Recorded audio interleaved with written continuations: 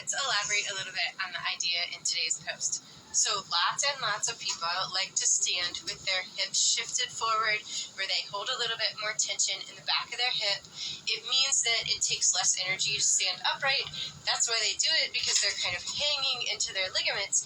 But it encourages you to hold tension in the back of your hip. And so then the stability and the control of your hip comes from the back.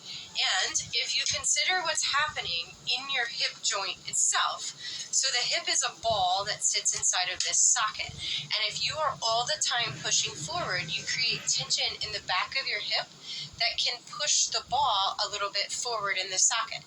It's not coming out of the socket, it's just not centered anymore. It's sitting a little bit forward.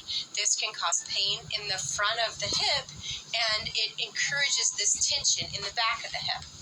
So then people get discomfort in the front of their hip, and they make a very reasonable assumption. They think, oh, I'm uncomfortable here, I must be tight, I will do lots of stretching to lengthen this so it will stop hurting me.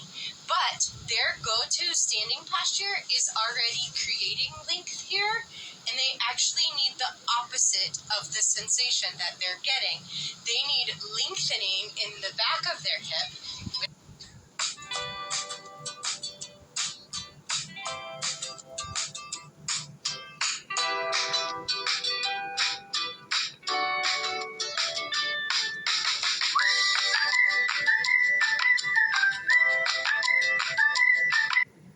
And then to rebalance that ball in the socket, after you create lengthening of the back, then you strengthen in the front, so that we have a balance between how much work is happening on either aspect of the hip, and that ball can sit in the center of the socket instead of getting pushed too far back or getting pushed too far forward.